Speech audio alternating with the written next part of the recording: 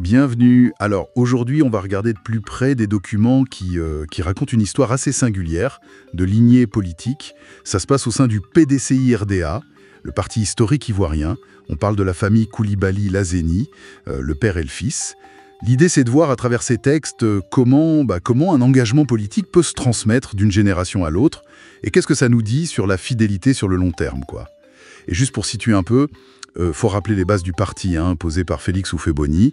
Les sources en parlent. La paix, le dialogue, la solidarité, le progrès social, le développement pour tous, c'est un peu la toile de fond. Oui, tout à fait. Et d'ailleurs, les documents, ils présentent d'emblée la famille Koulibaly comme, je cite, un symbole vivant de la continuité, de l'attachement et de la loyauté au parti.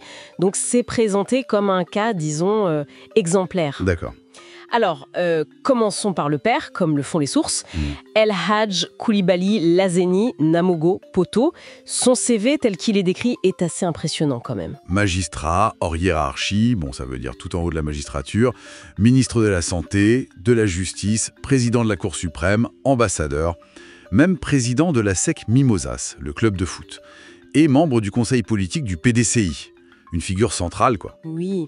Et ce qui est intéressant, c'est que les sources le décrivent pas seulement comme un grand commis de l'État, mais aussi comme un pilier discret et stratégique du PDCI.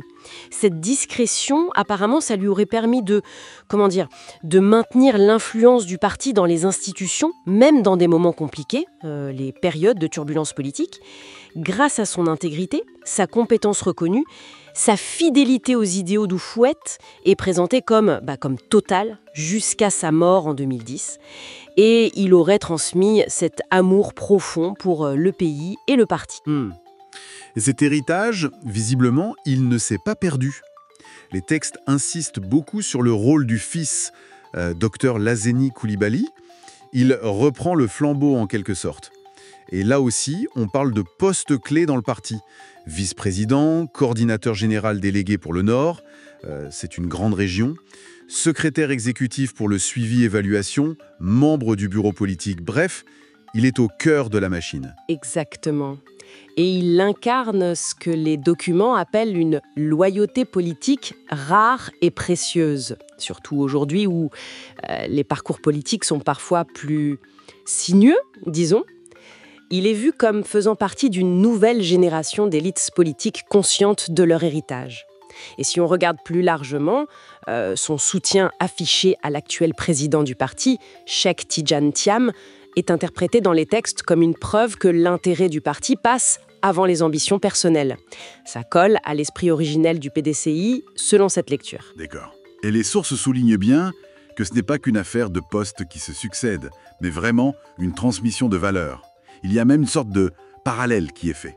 La loyauté du père, vue dans sa présence institutionnelle, se reflèterait dans l'engagement structurel du fils dans le parti. Le service à l'État du père deviendrait service au parti, coordination interne pour le fils. L'intégrité du père poursuivie par une approche de transparence du fils. C'est un peu ça. C'est tout à fait ça. C'est un point central que les documents mettent en avant. Cette histoire de famille, elle est présentée comme un repère moral pour les militants. Ça sert à montrer que la loyauté, c'est un chemin exigeant, basé sur la mémoire, la conviction et l'action. Il y a une citation qui résume bien ça. Être fidèle au PDCI, c'est ne jamais perdre de vue l'idéal de servir, même en silence. Même en silence.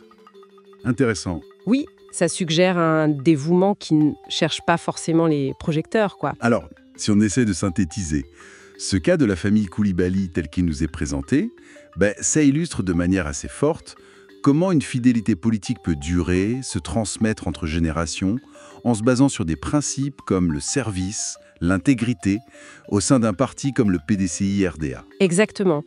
Et ça ouvre une question plus large qui dépasse ce cas précis.